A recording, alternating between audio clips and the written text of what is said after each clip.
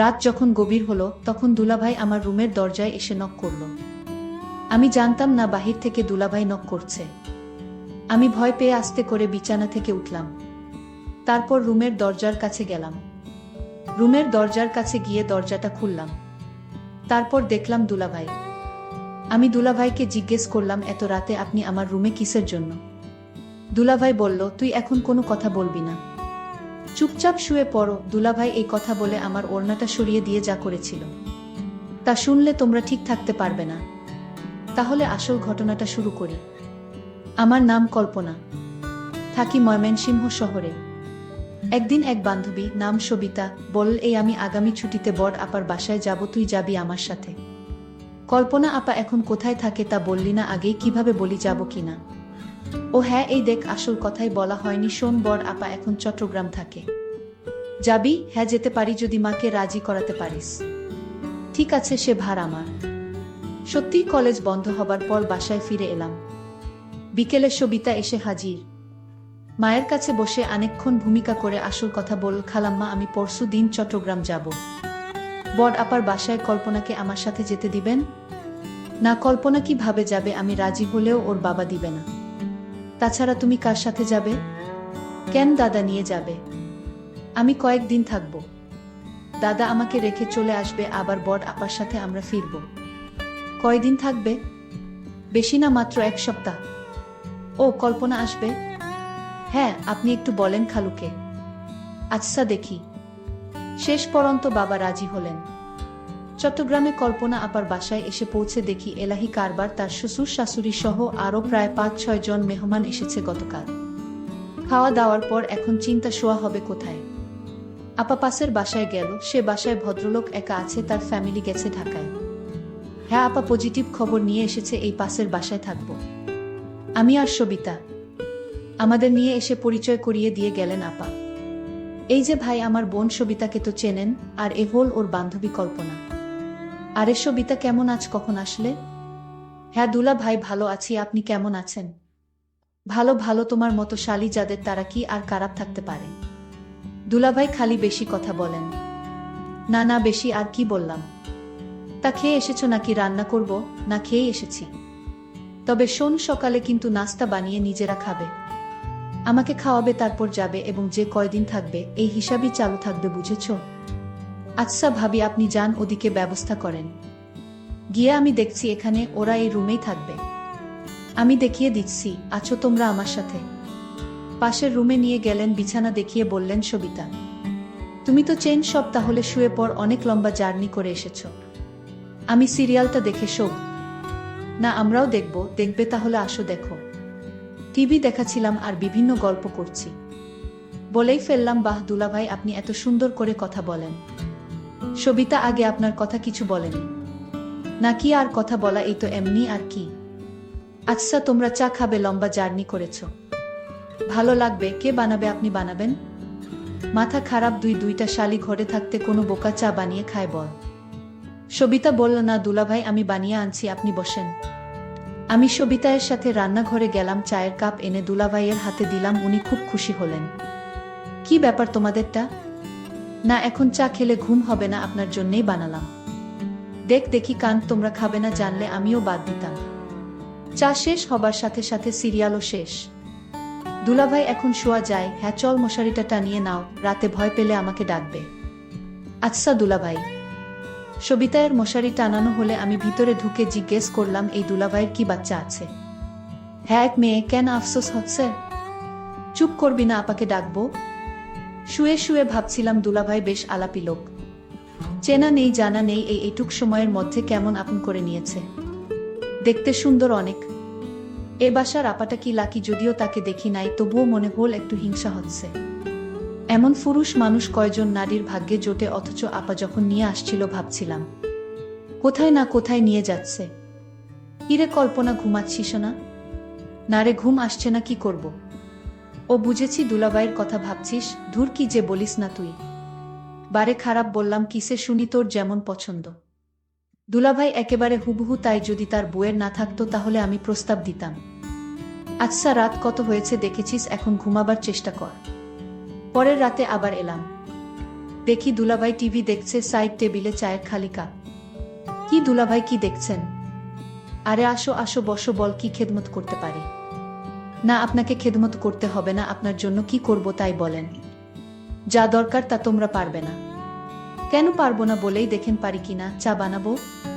তোমরা খাবে না? তাহলে থাক। থাকবে কেন, এখনই আনছি। দেখ, যদি পারো ভালোই হয়। সেই সন্ধ্যা থেকে ভীষণ মাথা ধরেছে। টিভিতে আমার প্রিয় একটা সিরিয়াল চলছিল, কিন্তু সবিতায়ের ঘুম পাচ্ছিল বলে ও ঘুমাতে চলে গেল। আমি কি করি ভেবে রয়ে গেলাম, দেখেই যাই। চা খেয়ে দুলাভাই বললেন, একটু কড়া করেছো বলে চাটা ভালো হয়েছে, দেখি যদি মাথাটা ছাড়ে। একই দুলাভাই, আপনার চোখ এমন লাল হয়ে আছে, কপালের পাশে রগ ফুলে গেছে কেন? ওই যে বলছি না, মাথা ব্যথা, এটা আমাকে খুব কষ্ট দেয়। মালিশ করে দিব? না থাক, তুমি বেড়াতে এসেছো, আবার কি মনে করবে? কি যে বলেন দুলাভাই, কি মনে করব? আপনার কষ্ট হচ্ছে তো। আর তাছাড়া মাথা ব্যথা কমাতে মালিশের কোনো বিকল্প নেই। দুলাভাই, আমি মালিশ করে দেই আপনার কপালটা, তাহলে ব্যথা কমে যাবে। না, তুমি পারবে না। এই জন্যে আমার স্ত্রী আমাকে ছেড়ে সাধারণত কোথাও যায় না। এই যন্ত্রণাটা খুব খারাপ। আমি এতক্ষণ শুয়ে পড়তাম, তোমাদের জন্য বসে রয়েছি। আচ্ছা, সবই ঠিক আছে, এখন আপনি কোনো কথা না বলে চলেন, বিছানায় শুয়ে পড়েন। আমি আপনার মালিশ করে দেই, আমি ভালো মালিশ করতে পারি। মায়ের মাথায় ব্যথা আছে তো, তাই সবসময় মালিশ করতে হয়। কিন্তু সবিতা দেখলে কি বলবে? আরে অসুখ হলে সবাই মানুষকে সেবা করতে পারে, এই নিয়ে আপনার ভাবতে হবে না দুলাভাই। আরে ধুর, সবিতা ঘুমিয়ে পড়েছ, আপনি জানেন না ওর ঘুম মরার মতো। আর জানলেই বা কি আসে যায়, অসুস্থ মানুষের সেবা করতে হবে না? ও তাহলে চল। দুলাভাই উঠে তার শোবার ঘরে গেল। আমি সবিতাকে এক নজর দেখে দুলাভাইয়ের পিছনে গেলাম। আপনারা বিশ্বাস করেন, আমার অন্য কোনো উদ্দেশ্য ছিল না। লাইট জ্বালাতে চেষ্টা করলো, কিন্তু লাইট কিছুতেই জ্বলল না। একই টিউবটা আবার গেল। ধ্যাত, এই জন্যে আমার টিউব লাইট একেবারে পছন্দ না। শেষ পর্যন্ত ডিম লাইট জ্বালাতে হলো। দুলাভাইকে আমি তার মাথায় মালিশ করে দিচ্ছিলাম। দুলাভাই বলল, তুমি তো দেখি একেবারে ডাক্তারের মতো মালিশ করতে পারো। কি যে বলেনে দুলাভাই, আমার মায়ের মাথায় প্রতিদিন মালিশ করিত, তাই অভ্যাস হয়ে গেছে। দুলাভাই বলল, তাই তো বলি, এত ভালো করে মালিশ করা কোথায় থেকে শিখলা? দুলাভাই, আপনারে একটা কথা বলি, আপনি যদি বিয়ে না করতেন তাহলে আমি আপনাকে বিয়ে করে নিতাম, আপনাকে বিয়ের প্রস্তাব দিতাম। আমি তাকে জিজ্ঞেস করলাম, কেন? দুনিয়ায় এত মানুষ থাকতে আমার প্রতি নজর পড়ল কেন গো? দুলাভাই, আপনার মতো মানুষ আমি কোনোদিন দেখিনি। আপনি যেমন সুন্দর তেমন আপনার কথাবার্তা। আপনি যাকে বিয়ে করেছেন সে তো ভাগ্যবতী। আরে তুমি যা মনে করছো তা না। তুমি হয়তো ভাবছো আমি বিয়ে করে অনেক ভালোই আছি, কিন্তু আমার মনের অবস্থা তুমি জান না। আমি আসলে এই সংসার নিয়ে ভালো নেই। তোমার ভাবির আচার আচরণ তেমন একটা ভালো না। তোমার ভাবি আমায় তেমন পছন্দ করে না। আমি বললাম, দুলাভাই, আপনি কি বলেন এসব? আপনার মতো একটা সুদর্শন মানুষকে ভাবি পছন্দ করে না, এটা কি করে হয়? আমার এই কথাটা বিশ্বাস হচ্ছে না দুলাভাই। তুমি যদি বিশ্বাস না করো তাহলে আমার করার কিছু নাই। আমি সত্যি বলছি, আমি আসলে তোমার ভাবিকে নিয়ে ভালো নেই। আচ্ছা দুলাভাই, আজ ঘুমান, আমি আমার রুমে গিয়ে ঘুমাই। ঠিক আছে, কাল কথা হবে। আর আমি তো আছি, সবিতা যতদিন আছে। আমি তাকে ডাক দিলাম আর বললাম, শোন, তুমি যে আমার মাথা ব্যথা দূর করেছো তাই তোমাকে অসংখ্য ধন্যবাদ। আরে দুলাভাই, আপনি আমাকে ধন্যবাদ দিয়ে ছোট করবেন না, কারণ আমি তো রোগী মানুষের সেবা করেছি। সমস্যা নাই, কাল আবার কথা হবে। তাহলে আমি এখন যাই। আচ্ছা ঠিক আছে, যাও। পরের দিন রাতে আমি আমার শালীকে বললাম, আজ আমার সাথে দেখা করো রাতে। আমি বললাম, ঠিক আছে দুলাভাই, আপনি রুমে যান, আমি আসব।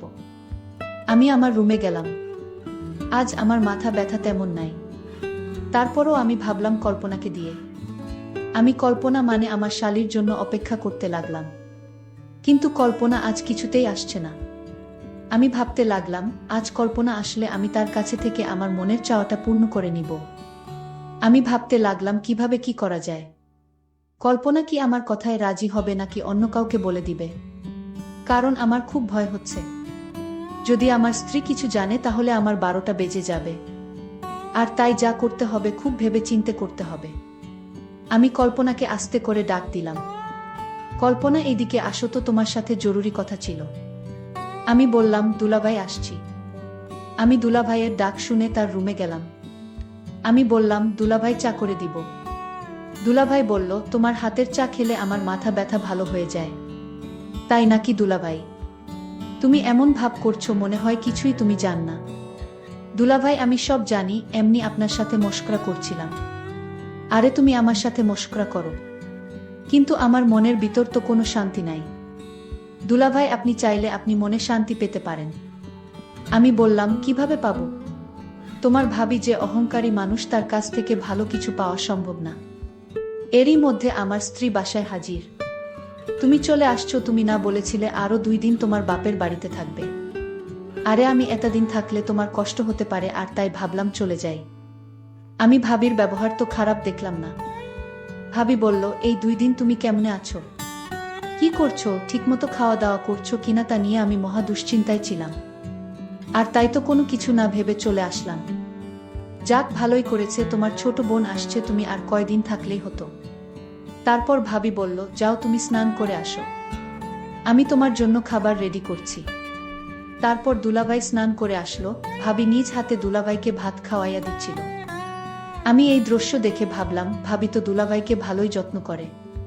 তাহলে দুলাভাই কি আমার সাথে মিথ্যা কথা বলেছে নাকি? আর দুলাভাই আমার সাথে মিথ্যা কথা বলবে কেন? এখন আমি বুঝতে পারলাম, দুলাভাই আমায় মিথ্যা বলে আমার কাছ থেকে কিছু আদায় করতে চাইছিল। যাই হোক, দুলাভাইয়ের মক্কল বুঝতে আর আমার বাকি রইল না। আমি রাতে আমার রুমে খাওয়া দাওয়া শেষ করে সবাই ঘুমাতে গেলাম। তারপর রাত যখন গভীর হলো, তখন আমার রুমের দরজায় কারো নক পেলাম। তারপর আমি ভাবলাম, এত রাতে কে দরজায় নক দিল? আমি কিছুটা ভয় পেলাম। তারপর আমি আস্তে আস্তে বিছানা থেকে উঠলাম আর দরজার কাছে গেলাম। তারপর মনে সাহস নিয়ে রুমের দরজাটা খুলে দিলমা। তারপর যাকে দেখলাম সে আর কেউ না, সে আমার দুলাভাই। আমি দুলাভাইকে বললাম, আপনি এত রাতে আমার রুমে কিসের জন্য? দুলাভাই বলল, ওই দিন তোমায় বলেছিলাম যে আমার কপালে সুখ নেই, আমার মাথা প্রচণ্ড ব্যথা করছে, অথচ তোমার ভাবিকে বললাম আমার মাথা ব্যথা করছে, একটু মালিশ করে দাও। সে রাগ দেখিয়ে বলল, আমি পারবো না, মাথা ব্যথা করলে ট্যাবলেট খাও। কিন্তু ট্যাবলেটে তো আমার মাথা ব্যথা সারে না। তোমার ভাবির আচার ব্যবহার আমার কাছে কিছু ভালো লাগে না।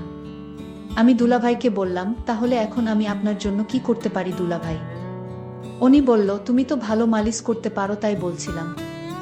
আমার মাথায় প্রচুর ব্যথা করছে, তুমি আমার মাথায় মালিশ করে দিলে ব্যথাটা কমে যাবে। তুমি যদি আমায় একটু সাহায্য করো। তখন কল্পনা বলল, করে দিতে পারি, তবে একটা শর্তে দুলাভাই। আমি কল্পনাকে বললাম, কি শর্ত তোমার? আমি তোমার সকল কথায় রাজি আছি। দুলাভাই, আপনি অদ্ভুত মানুষ।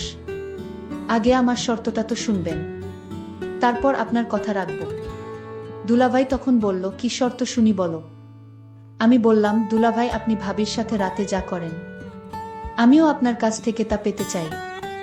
আমি কল্পনার কথা শুনে অনেক অবাক হলাম, আমার অনেক খুশি হলাম মনে মনে। আমি বললাম, ও এই কথা ঠিক আছে, আমি তোমার কথায় রাজি। তারপর আমি কল্পনাকে বললাম, কখন তোমার কথা রাখতে হবে? আমি বললাম, এই মুহূর্তে এবং এখনই। তারপর দুলাভাই বলল, তাহলে শুয়ে পড়ো। আমি বিছানায় শুয়ে পড়লাম। তারপর দুলাভাই আমার বিছানায় এসে বসল, আর আমার ওড়নাটা সরিয়ে দিয়ে যা করেছিল তা আমি তোমাদের পরের পার্টে বলবো। আজকেই এই পর্যন্তই। সবাই ভালো থাকবেন, সুস্থ থাকবেন। সবাইকে ধন্যবাদ।